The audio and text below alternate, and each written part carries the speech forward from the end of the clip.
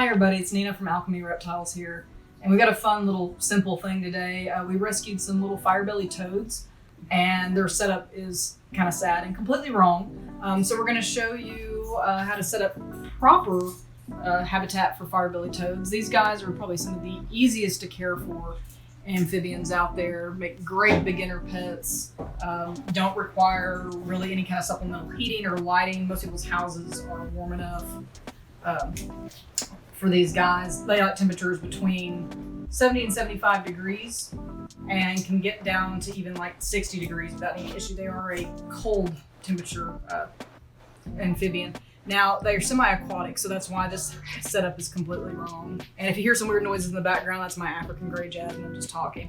And I'm putting on gloves, not for any particular reason. These guys are not like poisonous to the touch, but I'm putting on gloves because you can't smell it, but this thing stinks. They used, it looks like reptile bark, I'm thinking, orchid bark. Again, completely wrong. So we're gonna be just throwing all of this away and starting from scratch. So here are the little guys. They are social amphibians, which is another cool thing, and they do good in groups like this. So having 3 in a 10-gallon is great. And I've got just this is just some wet sphagnum moss here that I'm gonna be putting them in while we go to clean out this habitat. So there they are, and of course they get their name, fire-bellied toad, from, if I'm gonna hold still long enough, from their bright orange and red bellies. So we've got them secure in this little deli cup. There are holes in this deli cup so they can still breathe. They're safe in there with the little sphagnum moss. We are going to clean this out. Oh, there's a 4th one. Okay, thought there was only 3. So back to catching one more toad.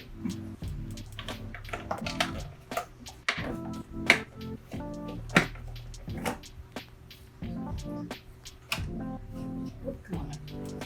Maybe this will work. There we go. Okay, 4 toads.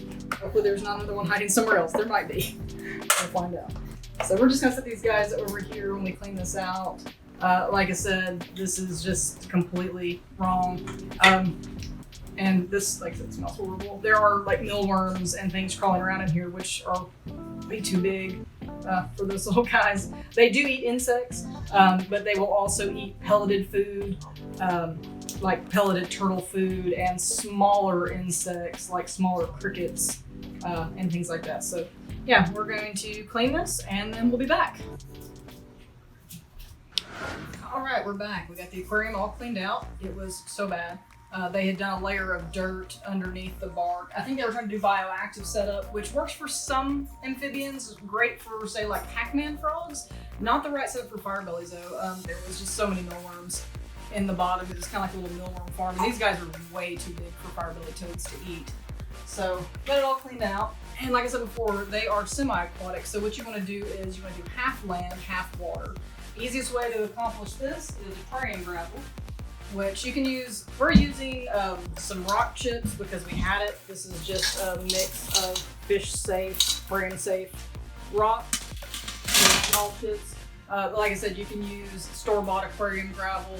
Always make sure you wash your gravel thoroughly before using it because it will have dust on it. So yeah, so what we're gonna do, this is probably gonna be pretty loud.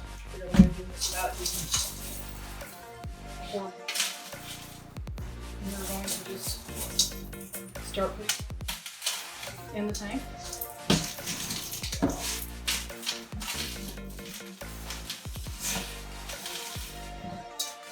And hopefully I've got enough here.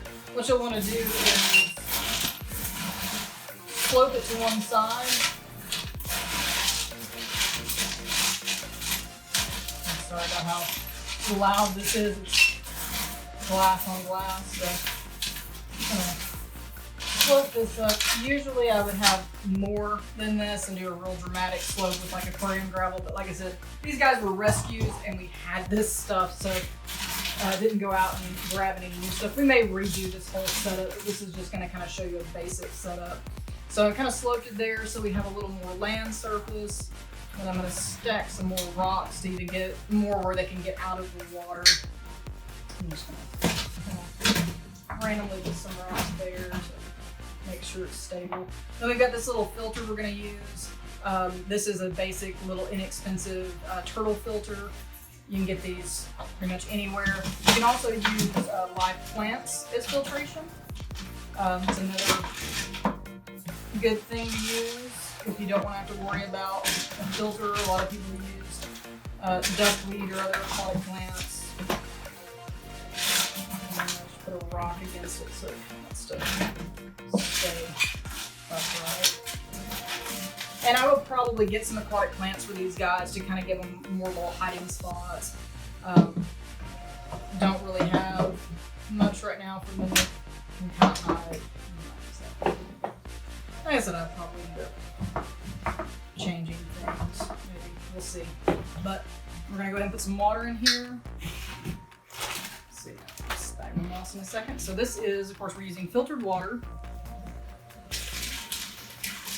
And you can use tap water with a water conditioner. Just make sure you use the water conditioner. Don't just use straight tap water.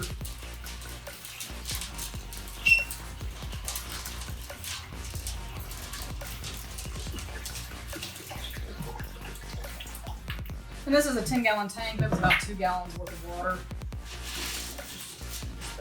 You can also use driftwood if you have some aquarium-safe driftwood, which is something I might add later. And I'll probably end up raising this up and giving them a little bit more of a land space than this. And like I said, I'll probably add some plants and everything later, but we didn't really have any of that right now. Just gonna kind of play around with that. So yeah, this is pretty much a just basic setup. I'm also gonna use some sphagnum moss. This is New Zealand sphagnum moss. When using sphagnum moss, just make sure that it's animal safe and not something from like a hobby store. A lot of times those will have dyes and things like that in it. So I'm just gonna put a little sphagnum moss up there. And again, I'll probably eventually, I'm gonna get some aquatic plants for them and kind of add to this enclosure and probably change it up a little bit. But yeah, that's pretty much all there is to it. They're very simple enclosures. So they don't need supplemental heat, so not much we gotta do. And then we'll just plug in the filter, make sure it's working. And this little filter is just a little foam filter. You can add carbon if you want to keep the water even cleaner. You'll want to clean your filter probably weekly. These guys thankfully are not terribly messy. So about once a week clean the filter, and then about once a month you can break everything down and clean the whole enclosure if you want to kind of prevent anything from getting too slimy.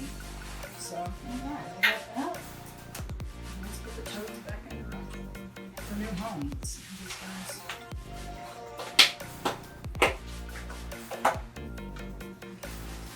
Without being in water like they're supposed to.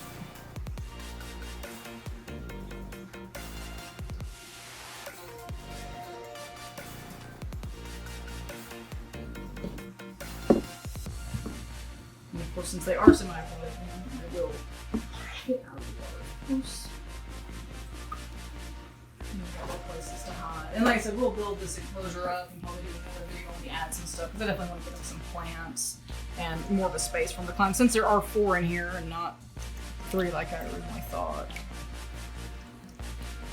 And these guys can be escape artists, so if you have an aquarium that has a taller land area, definitely you want a lid or something. I'm not putting a lid on this because I didn't raise it up high enough, but if you're gonna make the land higher, yeah, put a lid, because these guys will figure out how to jump out and crawl out. So, but there we go, fire belly toads.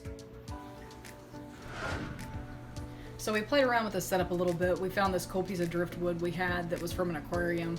So we added the driftwood, a little more sphagnum moss, and another little shelf for them to get on. So now they've got plenty of land to water ratio, so they can get out of the water and they can also swim around.